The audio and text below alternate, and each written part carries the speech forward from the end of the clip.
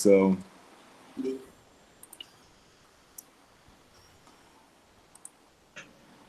Boa tarde para todo mundo, né? Então, nós estamos aí dando início ao nosso seminário do Departamento de Física, né? Hoje nós temos como convidada, né, a palestrante, a professora Giovânia, né, da Universidade de Pernambuco, né? Vai falar sobre um tema que, para mim, pessoalmente, é um tema extremamente interessante, né? Ela trabalha nessa parte experimental, né, da espintrônica, eu venho trabalhar na parte teórica, então acaba que temos aí alguns né, interesses, né, em comum.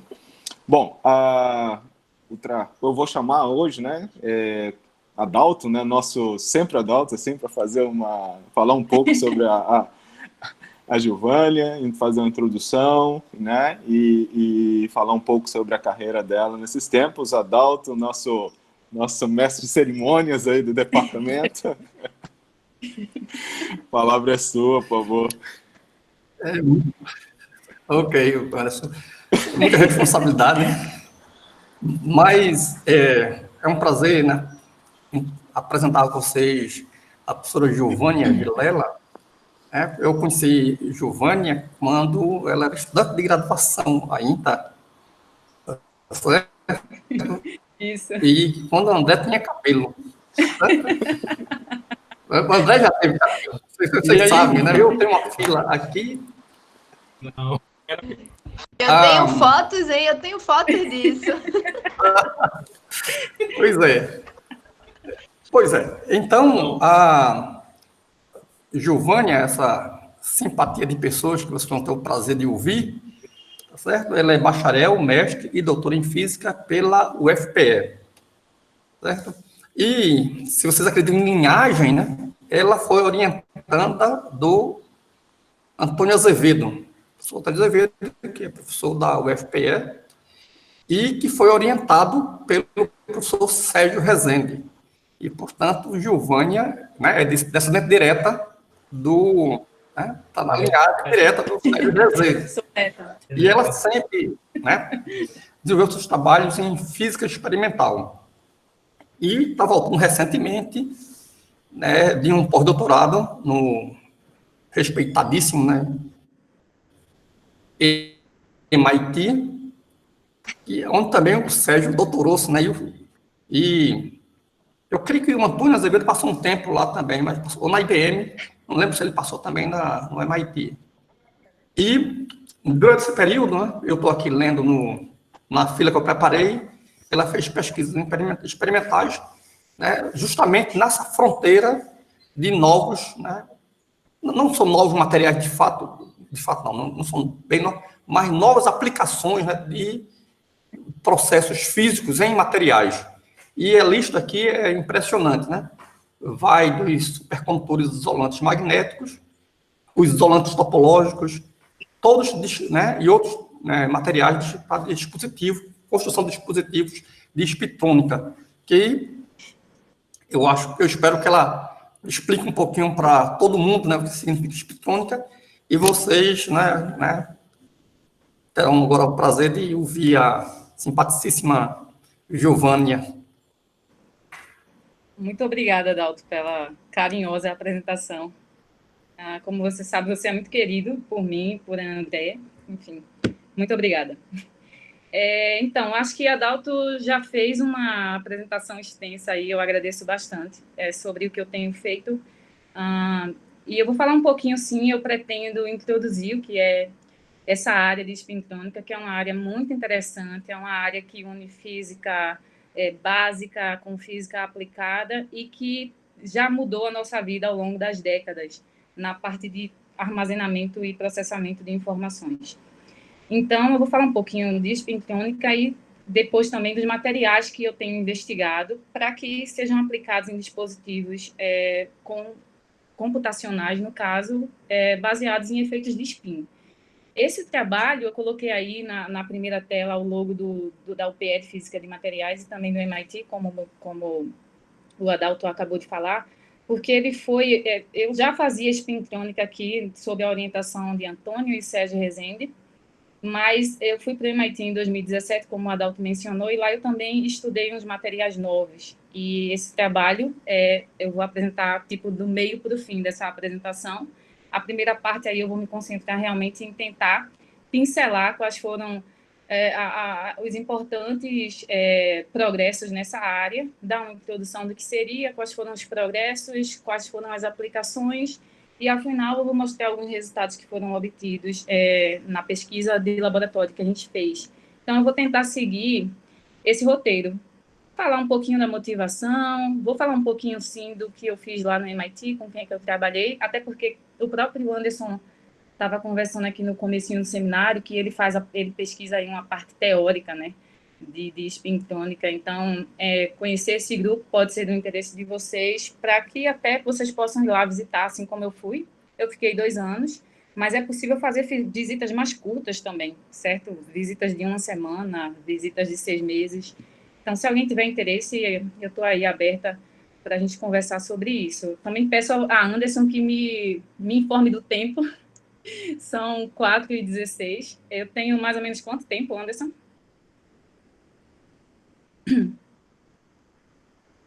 Acho que eu não consigo ouvir, mas tudo bem. Eu acho que... Em torno de 1 hora. Tá bom. Eu espero não passar. Acho que não vou passar, não. Eu estava contando ali uns 40 minutos. Pode ser que passe um pouquinho. Mas, então, está dentro do previsto.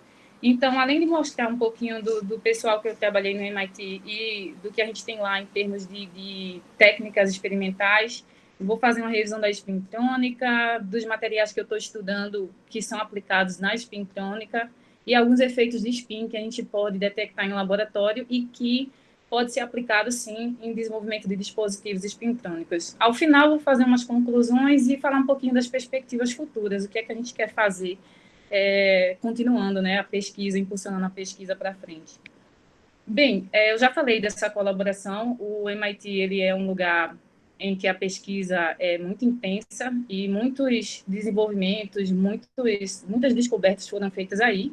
Eu trabalhei no grupo do Jagadish Mudera, então está aí ele à esquerda, né, na tela de vocês, e ele é um pesquisador sênior que está no MIT, no Francis Bitter Magnet Laboratory, que é um laboratório de magnetismo.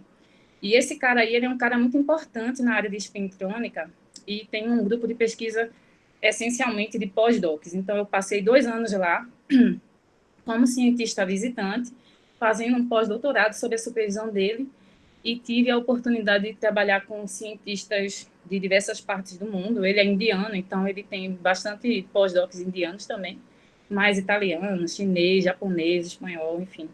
Então, é um grupo muito interessante, misto. O Mudera, ele é um pesquisador em especial que se destaca por fazer experimento, mas ele tem realmente uma conexão muito próxima com os físicos teóricos, então ele está sempre tentando fazer uma pesquisa de fronteira, então foi muito bom passar esse tempo lá, porque abriu muitos horizontes. E os físicos teóricos são muito bem-vindos, porque a pesquisa ela é sempre feita ali tentando usar a teoria para explicar uma observação experimental, ou mesmo a teoria prevendo algum efeito na matéria, você tentar criar um experimento que prove que aquele efeito existe. Então, tem uma colaboração intensa com pesquisadores teóricos. É um grupo experimental, mas que os teóricos são bem-vindos. E não só na parte de espintrônica, mas para você ter uma ideia do que esse grupo pesquisa, materiais novos, essencialmente, materiais isolantes topológicos. Eu acho que hoje a pesquisa carro-chefe desse grupo é a busca por férmions de Majorana. Então, ele tem ali um sistema de medição, né, caríssimo, em que está conseguindo bastante progresso nessa área de férmion de Majorana, aí já publicou artigos, e outros materiais, como materiais supercondutores, materiais isolantes magnéticos e assim por diante. Um dos grandes resultados que o Mudera conseguiu foi em 95, na parte de junções túneis magnéticas, que foi realmente algo que hoje a IBM e a Intel usam para a parte de sensores magnéticos e a parte de memória magnética. Então, por pouco ele não ganhou o prêmio Nobel, e aí, quem sabe agora, com o férmio de Majorana, ele consegue. Bom, eu acho que com isso eu apresentei um pouquinho o grupo que eu trabalhei com vocês. Realmente um grupo muito inspirador, em que me fez aprender bastante. Mas o grupo aqui da UFP é um grupo também muito interessante, eu aprendi muito. Cresci aí, né? Mas ter ido para lá foi bem interessante. Só que o que é que nos motiva a estudar a espintrônica? A espintrônica remete ao nome eletrônica, é como se fosse uma nova eletrônica, mas que agora explora efeitos de spin. Eu vou falar disso um pouquinho mais adiante. Mas, essencialmente, o que vocês veem aí na tela nesse gráfico é a capacidade de armazenamento tecnológico do mundo e como que ela evoluiu ao longo das décadas. Então, se você olhar para 1986, você tinha que as informações elas eram quase que massivamente armazenadas em vídeos analógicos, em fitas cassetes, em fotos, em livros, em jornais. E aí, com a evolução científica da forma de armazenar dado, você observa que em 2007 você tem o armazenamento de dados ali 42% ocorrendo em DVDs e em Blu-rays, 21% você tinha em discos rígidos, e assim por diante. Ou seja, a capacidade de informação ela aumentou, né? O armazenamento aumentou drasticamente, mas a forma de armazenar também mudou. E mudou porque houve um desenvolvimento tecnológico, houve muita pesquisa de física básica e de física aplicada que levou a essa possibilidade. Então, o problema de armazenar informação, de escrever dado, de ler dado de forma rápida, de forma eficiente, com baixo custo energético, é de suma importância para o processo evolutivo da humanidade. Bom, quando a gente fala, então, de armazenar informação, a gente tem que destacar um material que é muito importante, que são os materiais magnéticos. E os materiais ferromagnéticos, eles têm uma característica muito interessante, eles têm memória. Então, só para fazer uma breve revisão, porque como essa área ela é uma área muito extensa, tem muita gente pesquisando, e para que você entenda um pouco dela ali, se você nunca leu muito sobre, você precisa fazer uma breve revisão de alguns conceitos. Então, um material ferromagnético, ele tem memória magnética, e essa curva explica por quê. Então, é uma curva de magnetização em função de campo magnético, e o que acontece é que é chamada de esterese magnética, e essa propriedade é usada para fazer armazenamento de informação. Então, se você tem um material magnético num campo nulo, se esse material magnético ele pode apresentar uma magnetização nula ou muito pequena. E aí, o que acontece quando você aplica um campo nesse material? Um material magnético pode ser um ferro, por exemplo, um ferro magnético. Então, esse material começa a se magnetizar, ou seja, a magnetização que era nula ou perto de zero, ela começa a crescer até um ponto em que a gente diz que todos os momentos magnéticos do material se alinharam com o campo externo. E aí a gente diz que o material está saturado. O que acontece, a questão desse material magnético ter memória, é que quando você está nesse ponto, ou seja, você aplicou um campo magnético em um material ferromagnético intenso o suficiente para saturá-lo. E aí você espera que quando você desliga esse campo magnético, a magnetização volte para o seu estado inicial, que é aquele valor ali quase nulo. Só que o que acontece, na verdade, é que quando você desliga o campo, essa magnetização não é nula. Ela tem um valor aqui, que é um chamado valor de magnetização remanescente ou magnetização de remanência. E, portanto, significa que esse material retém uma memória de que ele foi magnetizado, e ele fica com aquela informação de estado magnético nele gravada. E isso foi usado para fabricar memórias magnéticas. Então, é bem interessante, porque o material ele realmente guarda informação. E essas memórias magnéticas, elas foram usadas, né? Essa propriedade dos materiais magnéticos foram usados para fabricar memórias de núcleo magnético. Então, isso aqui é só para você ter ideia de como era, né? A imagem aqui dessa sala, isso aqui é, na verdade, um computador. A gente sabe que os primeiros computadores eram enormes, ocupavam salas grandes, e esse computador aqui é um computador que foi instalado no MIT em 1953, certo? E ele usava essas memórias de núcleo magnético. E o que é uma memória de núcleo magnético? É isso aqui que você vê. Você tem, se você pegar essa pequena região aqui onde está o ponto vermelho na tela, e você ampliar, você vai ver que ali você tem pequenos ímãs na forma de anel. E esses ímãs estão arranjados numa rede, certo? Entrelaçada por meio de fios. Então, essencialmente, essa memória magnética, ela usava esses pequenos ímãs magnéticos. A ordem disso aqui é milímetro, certo? É poucos milímetros. Então, as memórias de núcleo magnético, elas usavam esses pequenos ímãs para armazenar informação. Então, eles diziam que se o ímã estava magnetizado, digamos, no sentido horário, como está aqui nessa pequena figura, você poderia associar a um bit 0. E se tivesse no sentido anti-horário, a magnetização, você poderia associar a um bit 1. E dessa forma, então, você tinha uma rede ali de ímãs em que você poderia associar zeros e uns a cada ímã e, portanto, armazenar informação. Então, essa é a imagem de uma memória de núcleo magnético de 64 por 64 bits.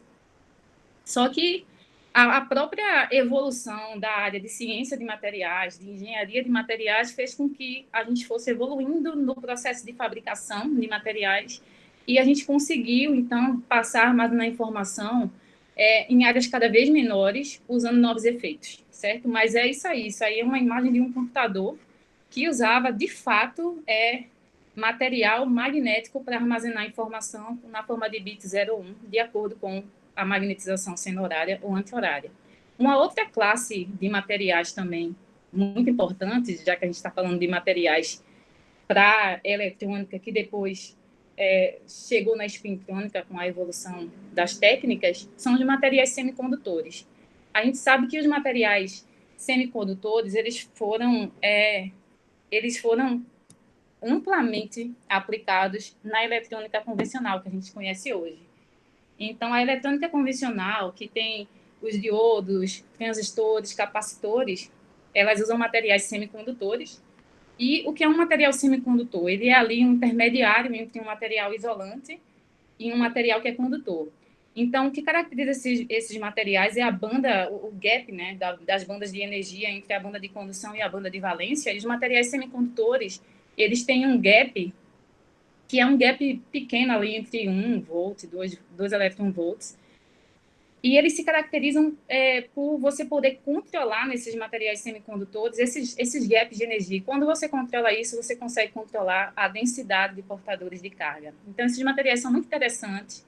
Essencialmente, são usados, é muito comum usar o silício e o germânio como materiais semicondutores dopados com impurezas. E aí, quando você controla esse processo de dopagem desses materiais, você consegue controlar como é que ele se comporta mediante a passagem de uma corrente elétrica por ele. Então, a eletrônica convencional que a gente conhece hoje, ela usa fortemente os materiais semicondutores e ela basicamente, ela explora o uso de correntes elétricas, é isso. Então, se você tem, por exemplo, um transistor, você tem que, quando está passando corrente nesse transistor, você pode associar a um bit 1. Quando não está passando corrente, a corrente é nula, você pode associar a um bit 0.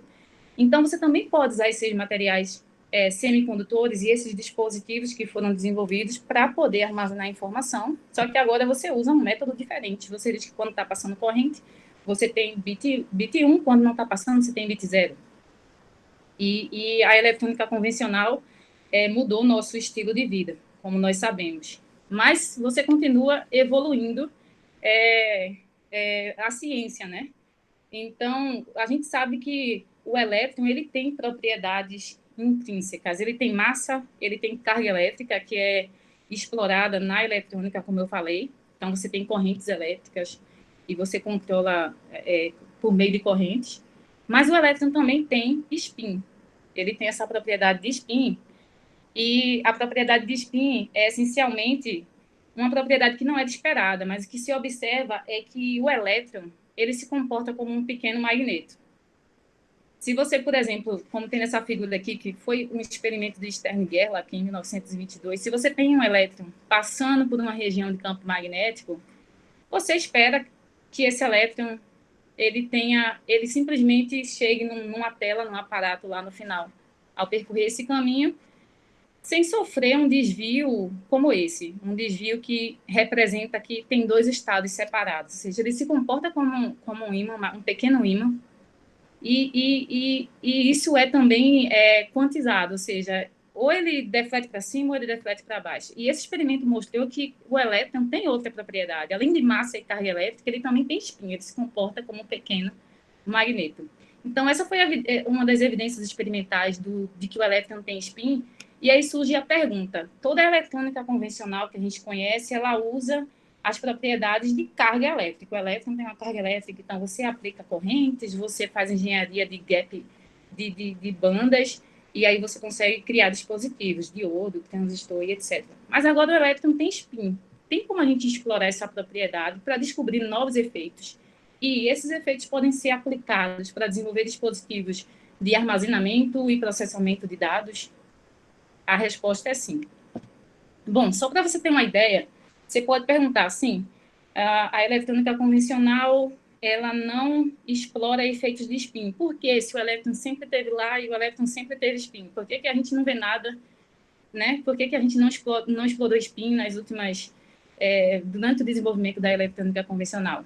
A eletrônica convencional, ela não explora, você não observa efeitos de spin do elétron, porque ela trabalha com materiais em dimensões que são maiores do que o livre caminho médio para o spin. O que é que significa isso?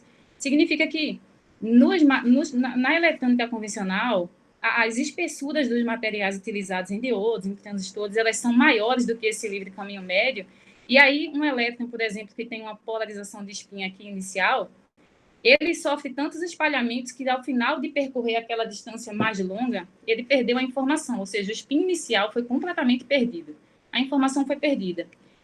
Já a spintônica, ela explora o seguinte: se a gente agora começar a trabalhar dispositivos com dimensões pequenas, e quando eu falo pequeno, eu falo dimensões nanométricas, e essas dimensões sejam da ordem do livre caminho médio, então a gente vai começar a observar efeitos independentes de spin no processo de transporte desses elétrons. E é isso que aconteceu. Ou seja, se você agora tem dispositivos cujas dimensões são reduzidas e passam a ser da ordem do livre caminho médio, para essa informação de spin não ser perdida, você começa, então, a observar efeitos de spin.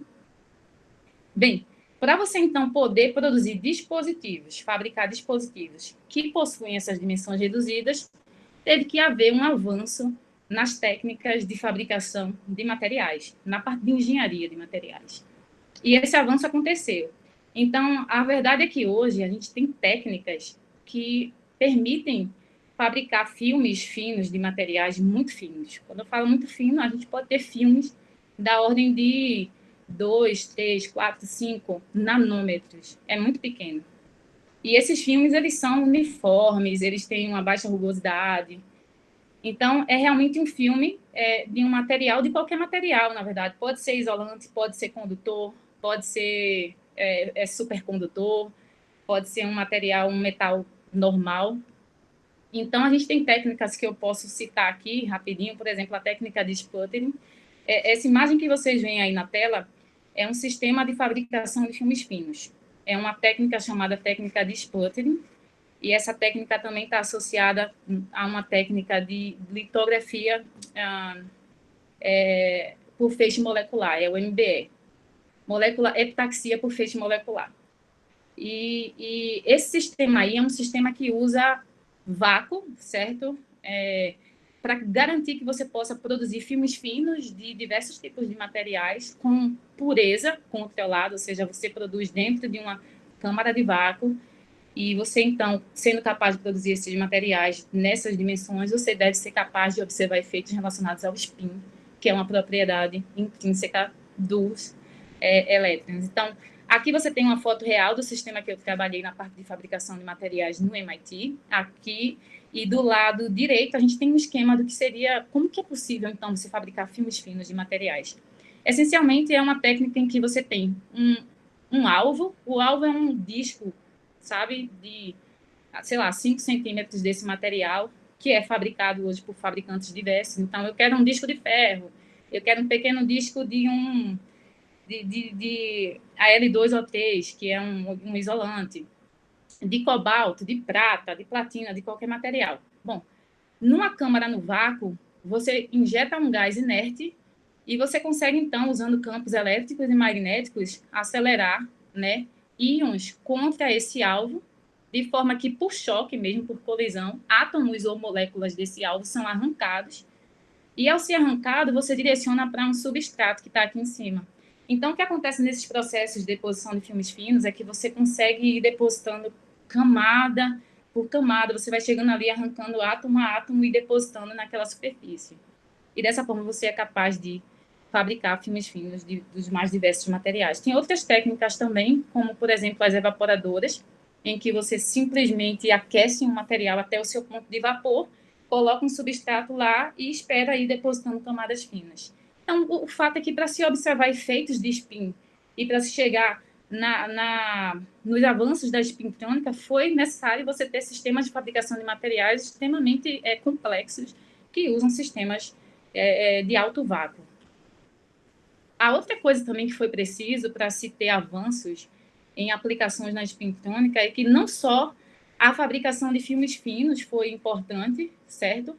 Mas você também poder padronizar, você poder dizer, eu não quero apenas um filme, mas agora eu quero reduzir não só na escala, digamos, na escala em Z, mas eu quero reduzir em X e em Y. Eu quero fazer um ponto, eu quero fazer um pilar com dimensões pequenas da ordem de nano. Então, as técnicas também de padronização de filmes finos evoluíram e hoje a gente consegue fabricar diferentes formas de material depositado, pode ser um disco, pode ser um retângulo, pode ser um fio longo com dimensões de comprimento grande, mais uma largura nano e uma espessura nano. As técnicas hoje evoluíram a tal ponto que a gente consegue fazer tudo isso. Realmente fabricar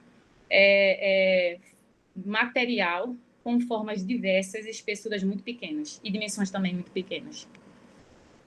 Então, resumindo aí esse slide de transição, a gente teve que os avanços na parte tanto de fabricação quanto de padronização dos materiais fez com que a gente pudesse observar fenômenos relacionados ao spin. Então, a partir de agora, eu vou dar uma pincelada dos fenômenos que se observaram, tipo, opa, agora a gente consegue fabricar materiais em escala nano, e os cientistas foram lá começar a fazer medidas de transporte nesses materiais e começaram a observar efeitos interessantes que rapidamente o pessoal percebeu que esses efeitos podiam ser usados em aplicações na parte de memória, certo? Memórias magnetoresistivas. Então, uma das coisas que foi observada foi o espalhamento dependente de spin.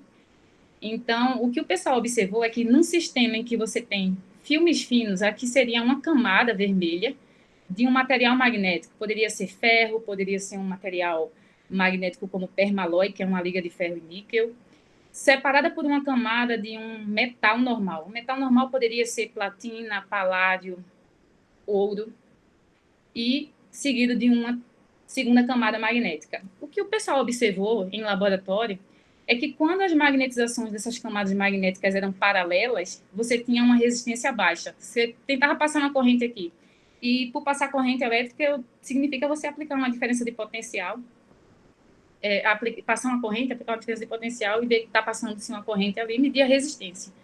Então, o pessoal observou que a resistência era baixa quando as magnetizações eram paralelas e era uma resistência alta daquele mesmo sistema quando as magnetizações eram antiparalelas. As magnetizações aqui eram controladas por campo magnético. Então, você tem o que a gente chama de uma camada que tem uma magnetização fixa, que é essa primeira, e uma outra que tem uma magnetização que você consegue alterar. Isso a gente consegue fazer, né, na parte de material de fabricação mesmo, usando alguns truques. Um truque é, por exemplo, você depositar um material ferromagnético sobre um material antiferromagnético. E aí essa magnetização fica com essa camada fica com uma magnetização meio que fixa, que seria essa primeira, e a outra você controla por engenharia de material, ela fica mais fácil de mover, e o pessoal observou isso. Dependendo da orientação relativa das magnetizações das duas camadas, você tinha uma baixa ou uma alta resistência. E esse tipo de observação, ele parece ser uma coisa tipo, legal, mas ele teve uma implicação muito importante no desenvolvimento das memórias.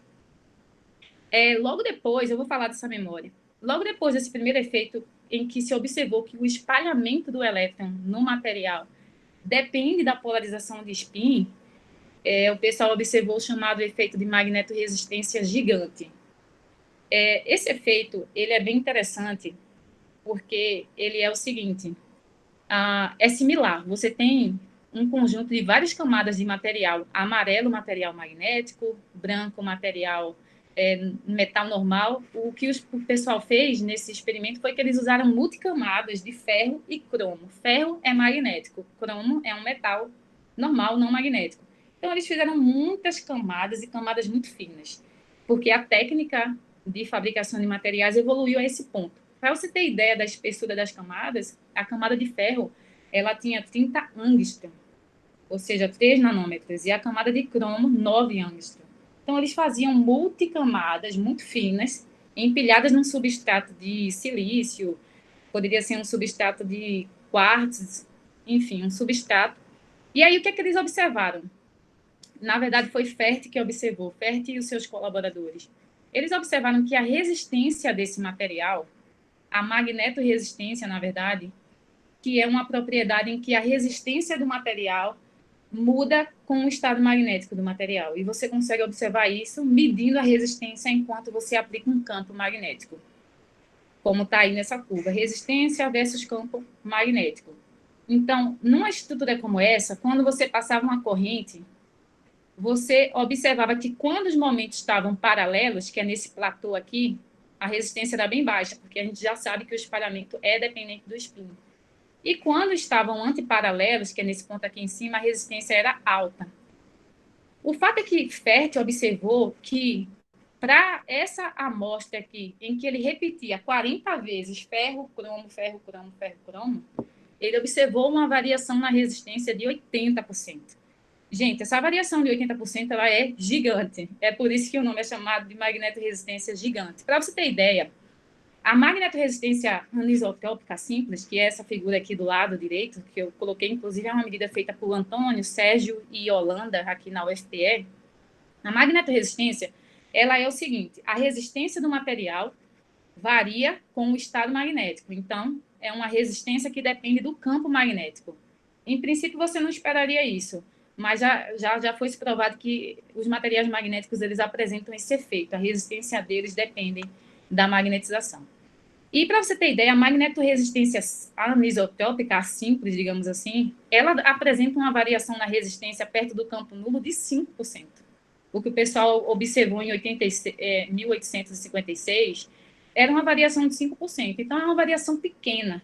Para você ter ideia, o grupo do Sérgio aqui, eles observaram uma variação de resistência com o campo que era de 85,65 até 85,70. Então, é uma variação pequenininha. O que esses caras estavam observando em 1988 era uma variação de 80%. Então, era uma variação gigante. Quando você observa esse tipo de coisa, opa, a resistência desse sistema está variando muito fortemente com o campo magnético, a primeira coisa que você pensa é: esse efeito pode ser usado para fabricar sensores magnéticos. É a primeira coisa. Porque significa agora que você tem um sistema com uma grandeza, que é a resistência, que é muito sensível ao campo. E foi isso que eles fizeram. O pessoal, quando descobriu esse efeito, eles fabricaram sensores de campo magnético muito mais sensíveis do que os sensores da época, e esses sensores foram aplicados nas cabeças de leitura de disco rígido. Então, eles começaram a ter uma precisão muito boa e puderam também diminuir a área de armazenamento de informação nos discos rígidos. O fato é que esse efeito observado em 1988 por esse grupo de Fert, ele levou ao desenvolvimento das memórias de acesso aleatório magnetorresistíveis. São as MRAMs. E elas eram baseadas nesse efeito. Então, o que é que essas memórias tinham? Eles faziam o seguinte: quando as camadas magnéticas estavam com os seus momentos magnéticos paralelos, a resistência era baixa, e isso pode ser associado a um estado zero. E quando elas estavam antiparalelas, a resistência era alta, e você poderia associar a um estado 1. Então, a tecnologia, naquele momento, já permitia que você pudesse fabricar, digamos assim, pilares desses tipos de multicamada diversos. Perceba que esses pilares eles têm dimensões nano, né? Algumas centenas ou dezenas de nano, e você poderia, então, fazer várias dessas estruturas num substrato e, portanto, associar cada estrutura dessa a um 0 ou 1. Só que agora, imagina, lá no comecinho, quando eu mostrei para vocês, as memórias magnéticas, elas usavam aqueles ímãs na forma de anel, que ocupavam uma área grande, da ordem de milímetros. Aqui a gente está falando de nano. Então, obviamente, você aumenta a capacidade de informação de forma gigante, porque você reduz muito, né, o tamanho de material que você precisa armazenar aquela informação com base nesse efeito. E foi isso que o pessoal fez, se desenvolveu, então, as MRAMs baseadas na magnetoresistência gigante. Eles usavam, claro, além dessas estruturas básicas para armazenar o 0 ou 1, eles tinham linhas, que são essas linhas que eles chamam linhas de bits e linhas de letra, de escrita, que é linhas em que eles podiam passar campo magnético, passar corrente, desculpa, usando o princípio de que quando você tem um fio e você passa corrente elétrica, você cria um campo magnético. E criando esses campos magnéticos, passando por essas linhas, você podia controlar os estados magnéticos dessas estruturas. E aí você podia dizer, opa, eu quero gravar 0, eu quero gravar 1, simplesmente controlando o campo nessa rede de estruturas de camadas, certo? Então, isso foi um desenvolvimento muito importante para a parte de memórias, sem dúvida. E por conta desse desenvolvimento tão importante, os caras que estavam envolvidos nessa pesquisa de magnetoresistência gigante, que era o Albert Ferk da França e o Peter Grunberg da Alemanha, eles ganharam o Nobel de 2007, por conta de todo esse desenvolvimento devido a esse tipo de efeito, tanto na parte de sensores de campo magnético, quanto na parte de aumento na densidade de informação. Seguindo para mais alguns efeitos de forma rápida, um outro efeito que foi observado, então perceba, observou-se um efeito que a resistência de uma multicamada era dependente da orientação relativa das magnetizações. Um outro efeito também interessante e que também foi usado para fabricar memórias, para desenvolver memórias, foi o efeito de corrente spin polarizada. Esse conceito é o conceito seguinte: geralmente numa corrente elétrica você tem ali metade, 50% dos elétrons com spin up, 50% down, mas se você tiver uma corrente spin polarizada, então você tem uma polarização de spin líquida, ou seja, mais da metade dos elétrons tem um spin numa direção. Uma forma de você ter uma corrente spin polarizada é quando os elétrons passam por uma camada de material magnético, eles acabam se alinhando com a magnetização daquela camada e, ao saírem daquela camada, eles estão meio que spin polarizados. E o que se observou é que quando uma corrente spin polarizada chega numa camada posterior, essa corrente de spin, ela exerce um torque na magnetização. Então, é uma corrente de spin polarizada que é capaz de alterar o estado magnético de um material. Então, até então, para se alterar o estado magnético de um filme fino magnético, você usava campos magnéticos. Essencialmente era isso. E aí, como é que você vai criar esse campo magnético? Você via como? Eu vou criar um campo magnético passando uma corrente no fio. Mas agora que esse efeito, a importância dele é que você começa a observar que você pode controlar o estado magnético de um filme fino magnético passando uma corrente que seja spin polarizada. Ou seja, você consegue controlar o estado magnético passando corrente sem ter que criar campo. Isso também é uma vantagem. Esse efeito ele também foi usado para desenvolver memórias RAMs. Só que agora, nesse efeito, ao invés de você usar aquelas linhas que passavam corrente para criar campo e, assim, escrever o estado da magnetização, você agora podia passar corrente e a corrente alterava o estado magnético. E, pelo mesmo princípio, você tinha uma tricamada que, quando paralela, associava-se a uma resistência baixa e a um bit 1, e quando alta, resistência, e quando antiparalela, resistência alta, em um bit 0, por exemplo. Então, você percebe que à medida que você foi descobrindo historicamente os efeitos associados ao spin nessas estruturas de filmes finos, rapidamente eles foram implementados para a parte de aplicação. Então, você tem uma física básica, uma área muito rica, que envolve uma galera trabalhando em laboratório de forma pesada e uma galera na teoria também tentando explicar, com base em física quântica. Mas essas memórias que foram sendo desenvolvidas com base nesses efeitos de spin, elas consumiam menos energia, elas tinham uma arquitetura simples, elas tinham uma operação rápida, elas eram de alta escalabilidade, então você conseguia reproduzir facilmente, e hoje você pode utilizá-las. Então, algumas estão sendo desenvolvidas, outras já estão em funcionamento. Você já pode usar esse tipo de tecnologia. Seguindo adiante, nesses efeitos de spin, eu acho que aqui eu fiz um resumo de como que esses efeitos de spin foram descobertos, como que eles foram aplicados imediatamente na parte de confecção de memória. Eu queria discutir um outro efeito de spin que é interessante também, que foi descoberto em materiais que não são magnéticos, que é o efeito Hall de spin. O efeito Hall, vocês conhecem já, o efeito Hall convencional. Ele é um efeito em que, quando você tem uma corrente elétrica, cargas elétricas se movendo na presença de um campo magnético, essas cargas elétricas elas sofrem uma deflexão, que é a força de Lorentz, de forma que, de acordo com o sinal dessa carga, essas cargas são desviadas para a direita ou esquerda de um condutor, e esse efeito Hall, o efeito Hall tradicional que a gente conhece, ele é inclusive usado em sensores Hall. São sensores bem baratos, você compra por R$ 2 ali no Mercado Livre, em qualquer lugar, mas é muito usado o sensor Hall. E o pessoal descobriu que tem o análogo, o efeito Hall de spin.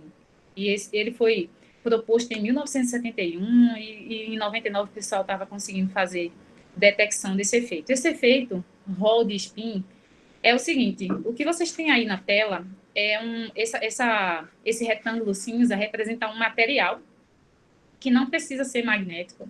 Pode ser um material que seja um metal normal. Pode ser platina ou pode ser paládio. O fato é que esses materiais, esses metais normais pesados, eles apresentam uma forte interação spin-órbita. Essa interação spin-órbita é um efeito relativístico. Você tem, por exemplo, se você imaginar um elétron girando em torno de um núcleo, no referencial do elétron, o elétron vê o núcleo girando. E esse núcleo ele tem um momento angular orbital, que se acopla com o momento magnético de spin do elétron.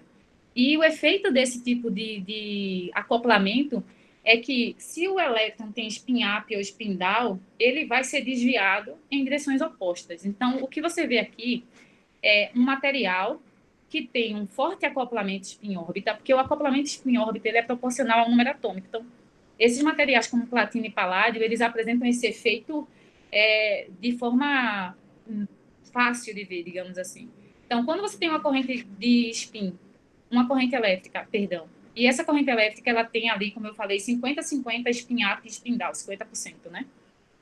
Então, se você imaginar que as bolinhas vermelhas são elétrons com spin up e as bolinhas azuis são elétrons com spin down, nesse material com forte acoplamento spin-órbita, esses spins opostos vão ser defletidos em direções opostas. Então, esse é o chamado efeito Hall de spin.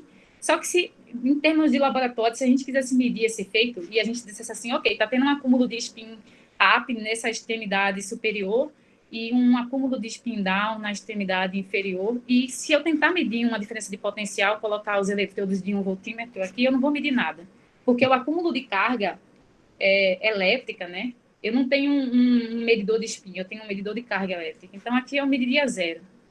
Então, graças a Deus, tem um efeito inverso, que é o efeito Hall de spin inverso. Nesse efeito inverso, a gente consegue medir em laboratório. O efeito inverso agora você tem uma corrente de spin sendo convertida numa corrente de carga. No primeiro, você tinha uma corrente de carga sendo convertida numa corrente de spin, ou seja, separando por polarização de spin. Aqui, se você tiver uma corrente pura de spin, digamos, uma corrente em que os spins são up ou down, você vai ter uma deflexão aqui desses spins de acordo com a sua polarização, nesse material com forte acoplamento spin-órbita. E essa representação que eu tenho é uma representação em que os spins up estão indo para a direita, o spin down azul está indo para a esquerda, só que eles também têm sentidos de corrente opostas, então a deflexão deles seriam para o mesmo sentido. É uma representação, é uma ilustração, de fato, do efeito. E aí, numa situação como essa, tanto o spin up, que se move para a direita, seria defletido para cima, quanto o spin down, que se move para a esquerda, seria defletido também para cima. E aí, se eu pusesse os terminais de um voltímetro aqui em cima do condutor e embaixo, eu mediria uma diferença de potencial não nula. E é isso que a gente faz no laboratório. O que a gente faz no laboratório é usar esse efeito Hall de spin inverso para dizer, dentro desse material tinha uma corrente de spin que foi criada. Essa corrente de spin, por esse efeito, foi convertida numa corrente de carga, onde a corrente de carga ela é perpendicular aqui ao condutor. E essa corrente de carga eu consigo detectar usando um voltímetro, um micro ou nanovoltímetro. Essas ilustrações são bem interessantes e elas são uma forma de ilustrar o que seria esse efeito de acoplamento spin-órbita e como que ele separa spins de acordo com sua polarização e como que é possível converter uma corrente de spin em uma corrente de carga e, portanto, medir a corrente de carga em laboratório. A gente fez isso e eu vou mostrar nos últimos slides. Bom, depois de discutir todos esses efeitos e que eles possuem aplicações interessantes, a gente pergunta se é possível transferir ou transportar spin sem transportar carga elétrica. Se a gente fizer um retrospecto do que eu discuti até o momento, o que a gente fez foi, essencialmente, ter correntes de spin polarizada. É isso, ou seja, existe uma corrente de carga fluindo e essa corrente de carga ela tem uma informação de spin não nula, porque é uma corrente de spin polarizada. E o que se descobriu depois é que dá para transportar spin sem transportar carga, por meio de ondas de spin, que são os magnos. Então, de fato, essa propriedade intrínseca de spin, ela é muito interessante e você pode explorar ela mesmo sem fluxo de carga. Você pode explorar fluxo de spin. Como é que é possível, só para ter uma ideia, isso aqui é uma representação, digamos, matemática do que seria uma corrente pura de spin. Ou seja, nessa seção transversal que vocês observam aqui desse condutor, você tem carga com spin up indo para a direita, carga com spin down indo para a esquerda, mas o fluxo de carga elétrica nessa seção do condutor é nulo, ou seja, você tem zero fluxo de corrente elétrica, mas você tem fluxo de spin.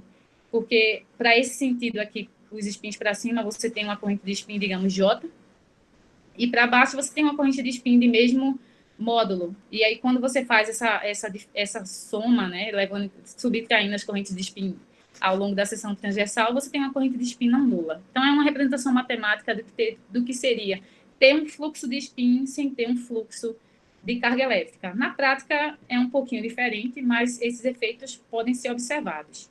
Uma forma de gerar correntes puras de spin é usando um efeito chamado de bombeamento de spin, ou spin pumping.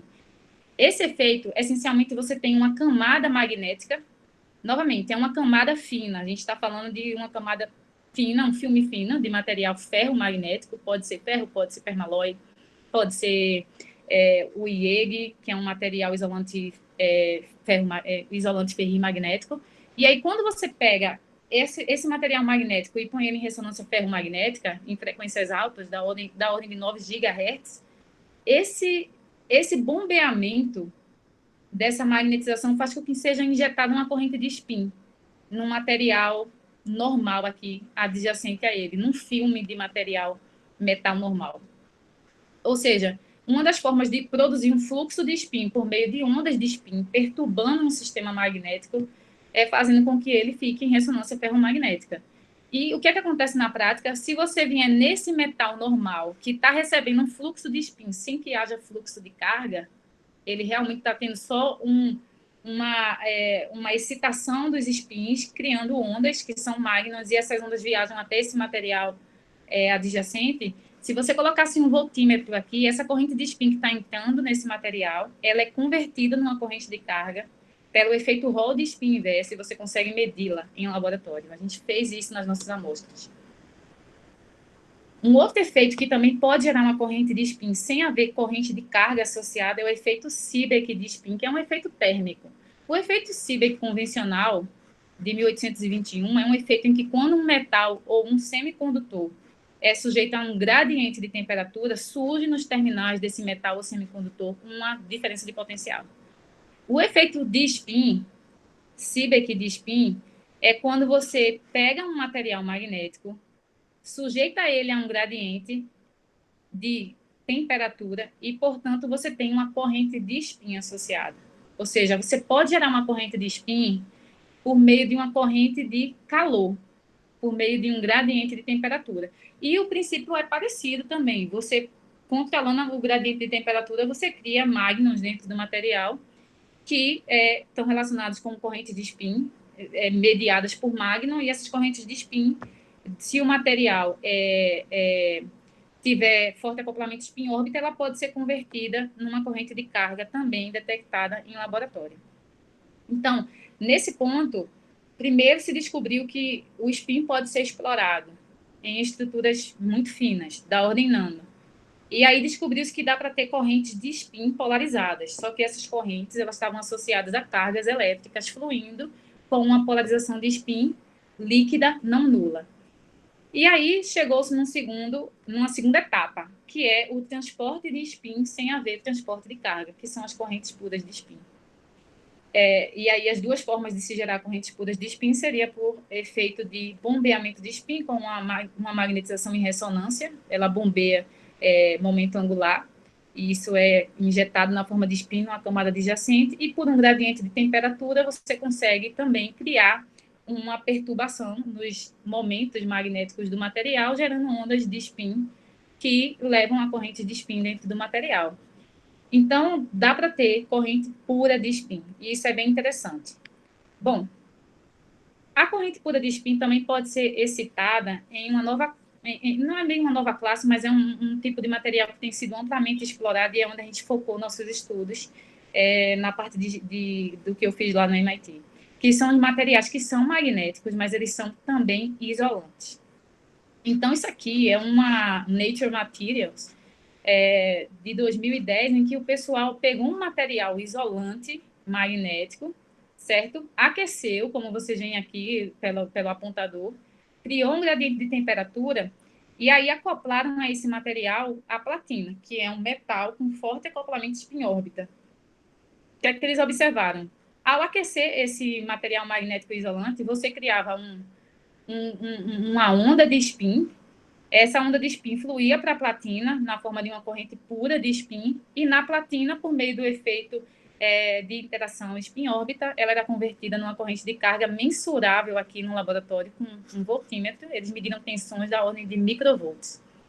Então, esses materiais isolantes magnéticos, eles também são muito interessantes se você quer explorar correntes puras de spin, porque o material isolante, por si só, ele já garante que não vai ter um fluxo de carga. Por exemplo, se você tem um material isolante magnético e a platina, que é condutora, você garante que na interface entre esse isolante magnético e a platina não vai ter um fluxo de carga. Mas o que você, então, está detectando na platina em forma de voltagem é devido, de fato, a uma corrente de spin que fluiu na interface e se converteu dentro da platina numa corrente de carga que você pôde medir. Então, esse trabalho, esse Nature aí é bem interessante e prova que os materiais isolantes magnéticos são muito interessantes, porque quando você trabalha com isolante magnético, você agora consegue armazenar informação, você consegue usar todos os efeitos de spin que foram discutidos relacionados com orientação de camada magnética, mas você não vai ter fluxo de carga elétrica, então você elimina efeito Joule, você tem baixo consumo de energia, você tem algumas vantagens em trabalhar com materiais magnéticos isolantes. Eu vou pular esse efeito, porque eu acho que a gente está com um tempo um pouquinho apertado, para eu poder falar um pouquinho de outras coisas dos materiais isolantes, certo? Esses materiais isolantes, agora eu acho que é a parte em que eu vou mostrar o que eu medi, né, de materiais isolantes. Então, como eu comentei aqui, os materiais magnéticos isolantes, eles são importantes por terem essa característica. Eles apresentam essa característica de serem magnéticos, mas eles são isolantes, então você garante que não tem fluxo de carga nesses materiais. E a gente estudou esses materiais no MIT, só que tem dois materiais que são bem importantes, que são materiais magnéticos isolantes. São as granadas de terra rara. Essas granadas de terra rara, elas são interessantes porque elas são magnéticas, elas são isolantes, isso tudo a temperatura ambiente. É importante falar que esses efeitos que eu mostrei para vocês, eles são possíveis de serem observados à temperatura ambiente, então a aplicabilidade deles é imediata, né? Porque tem física que você acaba descobrindo ali em baixa temperatura, então você não consegue aplicar de imediato para sistemas que você possa usar no dia a dia, mas esses efeitos são efeitos que ocorrem em temperatura ambiente. E aí, trabalhar com esses materiais magnéticos isolantes criou uma nova área, que é a área de espintrônica fortemente relacionada com mágnons, porque agora as correntes de spin, elas são mediadas por mágnon, elas não são mediadas por carga elétrica. E aí aqui você tem uma comparação da eletrônica que usa carga do elétron, a espintônica, que usa o spin do elétron, mais associado com elétron, né? E você vem aqui para Magnonics, é também chamada de Magnonic, ou Magnum Spintronics. Nesse caso agora, você tem que os elétrons não estão se movendo, eles estão realmente sendo excitados e criando ondas, que são magnos, e você pode usar essas ondas, o que é interessante é que elas viajam nesse material, e elas podem ser usadas, como eles dizem aqui, elas podem ser usadas análogo a correntes elétricas, os magnos, as correntes baseadas em magnos, elas podem ser usadas para transportar, para levar e processar a informação. Então, você pode criar toda uma nova gama de dispositivos. Você pode pensar em transistores, em dispositivos lógicos, em desenvolvimento de memória também, toda baseada em ondas de spin, em magnos, sem que haja, de fato, como diz aqui também, que é interessante mencionar, o uso de magnos permite a implementação de tecnologias computacionais baseadas em ondas, livre de problemas inerentes da eletrônica, como dissipação de energia e perdas ômicas. Então, é realmente uma área muito efervescente, a área de spintrônica, ou de magnônica, nesse caso do Magnum Spintronics.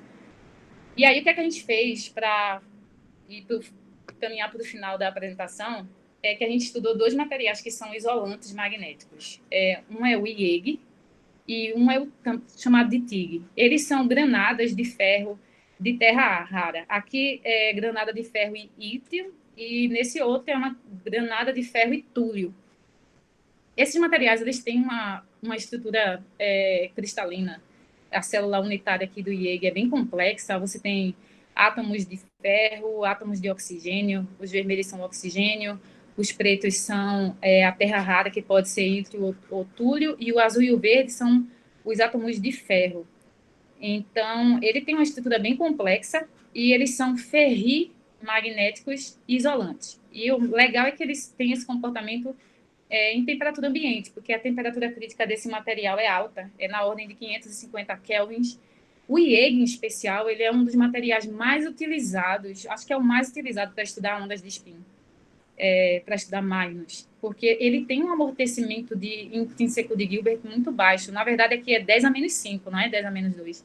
Então, ele é um material que permite que ondas de spin viajem por distâncias da ordem de centímetros. O TIG também tem um amortecimento baixo, mas um pouco maior, é da ordem de 10 a menos 2. Então, esses materiais, eles são fáceis de usar, o desafio é fabricá-los com qualidade, na forma de filme fino, e foi isso que eu fiz por um tempo grande no MIT. Fabricar, na verdade, o TIG, foi o que eu fabriquei, mas quando eu falo de fabricar, é fabricar filmes finos com uma superfície com baixa rugosidade, propriedades magnéticas robustas, e o TIG em especial comparado com o IEG, porque o IEG, em termos de ondas de spin, ele é melhor, certo? Ele tem um amortecimento muito baixo, como eu já falei, e ele tem uma largura de linha muito pequena. Porém, o IEG, geralmente os filmes de IEG têm a magnetização no plano, e os filmes de TIG, você consegue fabricá-los com uma magnetização fora do plano. É a chamada anisotropia perpendicular magnética. E ela também está em alta na área de pesquisa de espintrônica, porque quando você tem um material magnético com magnetização no plano, você tem alguns efeitos de dipolos não compensados que cria campos na borda que não são interessantes para os dispositivos. Você tem áreas maiores para poder ter uma magnetização mais uniforme. Enquanto que, se você puder colocar a magnetização fora do plano, você consegue fabricar dispositivos com áreas menores, certo? E você elimina alguns efeitos de borda. Então, voltar a atenção para filmes magnéticos com magnetização fora do plano está em alta na área de pesquisa de espintrônica. E aí, diante disso, o meu supervisor, o Mudera lá no MIT, ele disse, olha, eu gostaria de fabricar esse material, TIG, com anisotropia perpendicular magnética, com uma qualidade muito boa, que tenha uma estrutura cristalina, que seja epitaxial, que tenha uma magnetização robusta e que a gente garanta que está fora do plano a magnetização, para a gente poder combinar esse material com materiais novos, isolantes topológicos, metais normais, grafeno e assim por diante. E aí foi quando a gente começou a trabalhar na fabricação, que foi toda uma parte em que eu trabalhava com espintrônica, mas na parte de... Eu fabricava materiais no doutorado também, mas lá ele é muito forte na parte de fabricação de materiais com qualidade muito alta. e com técnicas avançadas. Então, eu realmente aprendi bastante na parte de fabricação de materiais, e eu fui fabricar esses materiais isolantes magnéticos com anisotropia perpendicular. E aqui só listo as vantagens que eu já falei para vocês, desse material ter anisotropia perpendicular. E aí, bem, saiu um artigo nosso que essencialmente resume como fabricar, né? Que foi ali uma parte muito extensa de trabalhar na fabricação de material. Aí são medidas de microscopia de força atômica. A gente garantiu que o material ele tinha uma estrutura atômica, uma superfície com rugosidade muito baixa, da ordem de 0,1 nano. A gente também estudou as propriedades magnéticas desses filmes de TIG, e tudo isso estava sendo feito, primeiro, para entender como controlar essa anisotropia magnética, e depois combinar esse material com outros tipos, e tipo, até hoje eu estou ainda continuando a combinar o TIG com outros materiais. Então, uma vez que você consegue fabricar um material com ótima qualidade, você tem um sistema bom o suficiente para observar efeitos de spin, porque não é só chegar e fabricar um filme, você precisa garantir uma qualidade muito boa, e inclusive uma superfície muito flat, para que você possa observar efeitos que são efeitos de interface entre dois tipos de material. Então, a gente caracterizou as propriedades magnéticas, como vocês podem ver, e a gente observou, a gente confirmou que os filmes eram epitaxiais por meio de medidas de raio-x, a gente fez medidas de efeito Mock para medir curvas de magnetização, curvas de esterese, a gente usou SQUID, que também é para medir curvas de magnetização, e a gente mostrou que era possível controlar a anisotropia magnética dos filmes de TIG, colocando no plano ou fora do plano. E aí a gente, no final, deu uma receitinha de como construir ou fortalecer a anisotropia perpendicular magnética em filmes de TIG, simplesmente por métodos diversos de processo de fabricação. Fizemos isso. E aí, uma vez tendo filmes de isolante ferromagnético com anisotropia perpendicular magnética, a gente começou a combinar com outros materiais. E o material que você com certeza vai combinar primeiro, se você quiser estudar efeitos de spin, é a platina, porque é o material mais usado para observar aquele efeito Hall de spin inverse, que é o efeito em que você tem uma corrente de spin dentro da platina, tipo, você tem TIG e platina. Então, se você cria um fluxo de corrente pura de spin do TIG para a platina, na platina, essa corrente pura de spin é convertida numa corrente de carga. E você consegue detectar essa corrente de carga usando um voltímetro. E a platina é o mais usado porque ela tem uma forte interação spin-órbita e ela é fácil de fabricar também. É um alvo bastante caro, mas é um alvo fácil de fabricar. E a gente combinou com a platina. Essas amostras de TIG, elas foram para a China, para a Peking University. O pessoal chegou a estudar o dumping dependendo da temperatura e viu que os filmes de TIG tinham um dumping em temperatura ambiente aqui, ó, o amortecimento o amortecimento de Gilbert em temperatura ambiente era abaixo da ordem de 0,01, mas que aumentava com a temperatura. A gente aqui na UFPE, eu trouxe essas amostras para cá comigo, a gente colocou platina e conseguiu fazer o spin pumping. Eu falei um pouquinho do spin pumping, e aqui estão os resultados dele numa amostra de TIG com platina. E o spin pump, essencialmente, a gente pega essa amostra TIG e platina, faz o TIG entrar em ressonância ferromagnética, que é a ilustração dessa figurinha aqui embaixo, por meio de uma micro-onda, e aí esse processo de bombeamento, de precessão da magnetização do TIG, injeta uma corrente de spin na platina, que está logo acima do filme de TIG, e essa corrente de spin na platina é convertida numa corrente de carga. Aí a gente põe aqui um voltímetro nos terminais de platina e a gente consegue medir essa curva bonita aqui de tensão. É uma tensão que mostra que gerou-se uma corrente de spin do TIG para a platina. Essa corrente de spin foi convertida numa corrente de carga e medida na forma de uma voltagem da ordem de microvolts. A gente também, nessas amostras, conseguiu fazer efeito Seebeck, né? E, nesse caso, a gente aplicava um gradiente de temperatura nesse sistema TIG-platina, e esse gradiente de temperatura criava uma corrente pura de spin perpendicular à interface do TIG da platina. Na platina, essa corrente de spin, pura de spin, era convertida numa corrente de carga, e a gente conseguia medir na forma de tensão. Então, a gente fez estudos diversos. São várias curvas, eu não vou me ater a elas, Acho que quem tiver interesse, depois a gente pode discutir com mais detalhes. Mas, essencialmente, a gente estudou que, a gente está realmente conseguindo fazer uma conversão de corrente de spin para corrente de carga dentro da platina, num filme de TIG com anisotropia perpendicular. Esses resultados estão indo para um próximo artigo que já está pronto, a gente só está terminando de revisar. Mas é isso. Então, de forma geral, a gente ainda está fazendo umas coisas. Tem muita coisa, tem muito resultado legal, mas como o tempo é curto e eu queria também passar uma boa parte do tempo mostrando para vocês o que é a área de spin tônica, quais são os avanços e como que esses efeitos de spin podem ser usados para desenvolver dispositivos de armazenamento, de processamento, sensores magnéticos.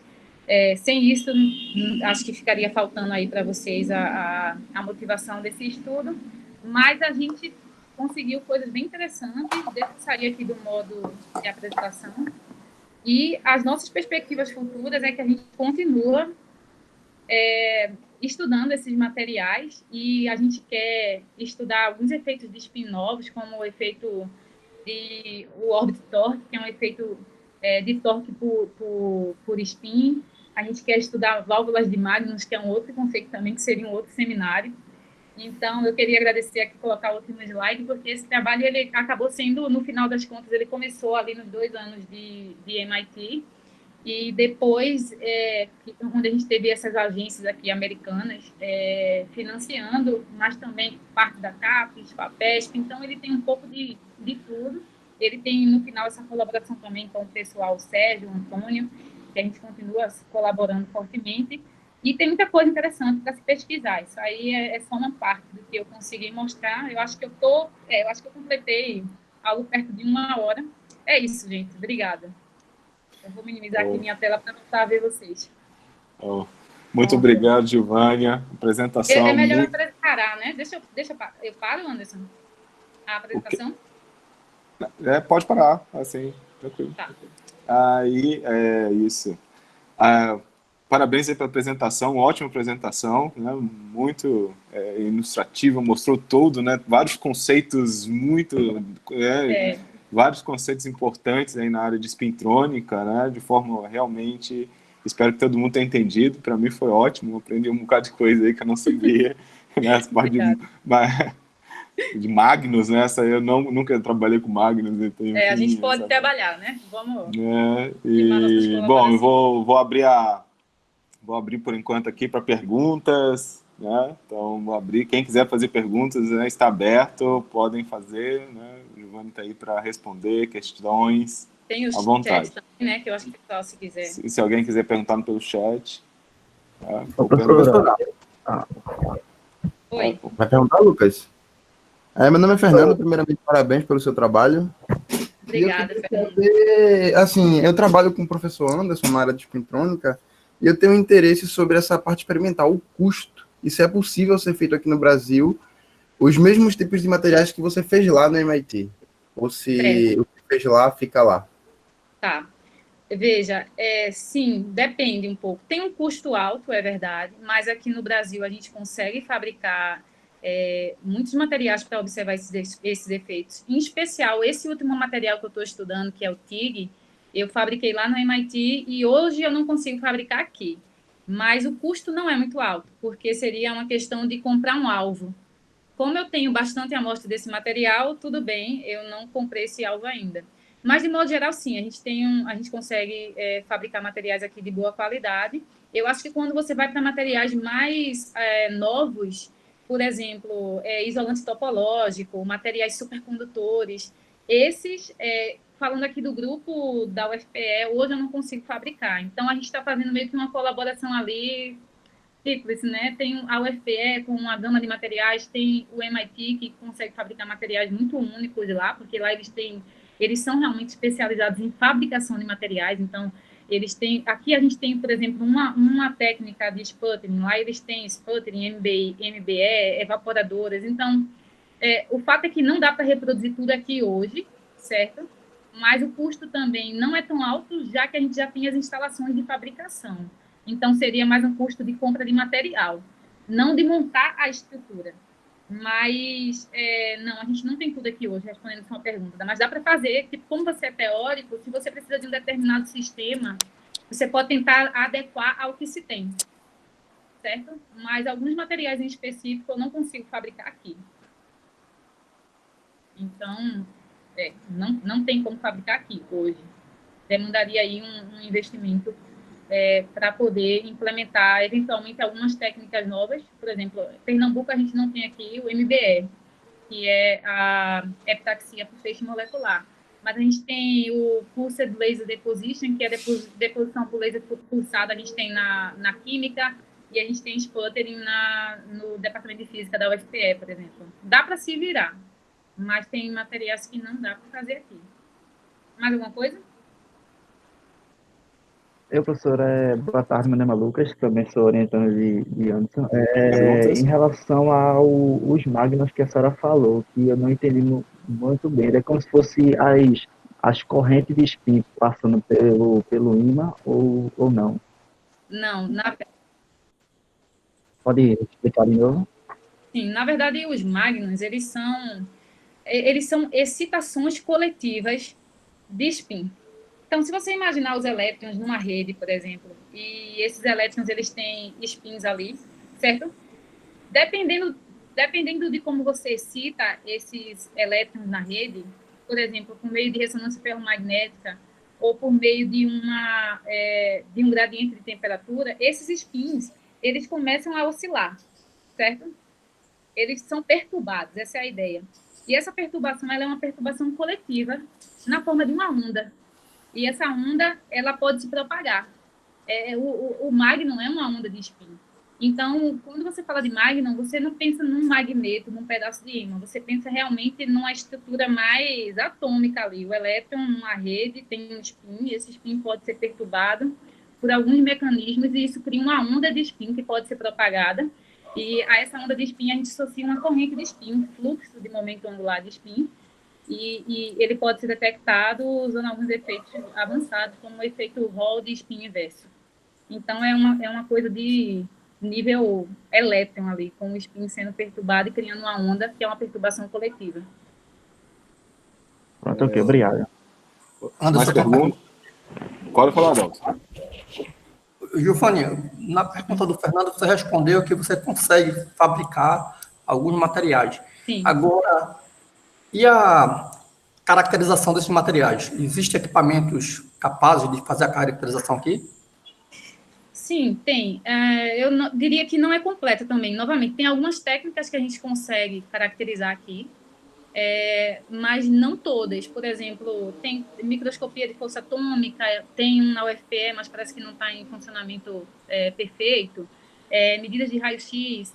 Se você olhar para o Brasil, vai ter, obviamente, mas aqui local a gente consegue sim caracterizar esses materiais por meio de medidas de magnetização. A gente tem MOLC, a gente tem um squid que não está funcionando, então o squid já a gente não tem.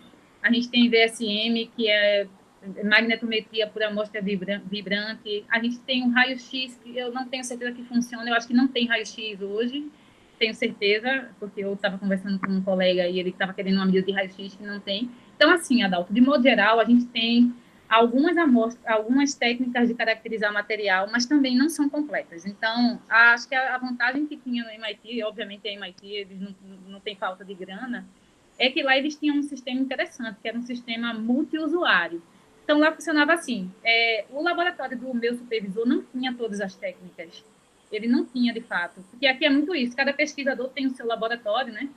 E às vezes tem grupos com diversas técnicas. Lá o que se tinha é que tinha um prédio de ciência e engenharia de materiais que tinham todas as técnicas que você imaginar, funcionando, com técnicos cuidando, só que você pagava para usá-las. Então, esses pesquisadores, eles tinham grants, né, eles tinham verba para poder usar essas técnicas e eles pagavam. Então, quando eu ia usar uma técnica de caracterização do material, um raio-x, uma microscopia de força atômica, eu ia e ele pagava por hora. Ele pagava um preço por hora, mas era um sistema multiusuário que estava sempre em manutenção, que o pessoal pagava por hora de uso com os seus grants, e assim eles conseguiam sempre deixar funcionando. O que aqui a gente tem é que cada universidade tem ali, né, mesmo que universidades locais, próximas, às vezes, elas têm réplicas de sistemas, isso é muito comum no Brasil, e a manutenção também acaba sendo um problema aqui para a gente, né? Porque a gente sabe que o dinheiro para a ciência está cada vez mais curto. Então, aqui, novamente, também é parcial. Aqui eu tenho algumas técnicas de caracterização, mas eu não tenho todas. E aí você tem que tentar adequar a sua pesquisa ao que você tem.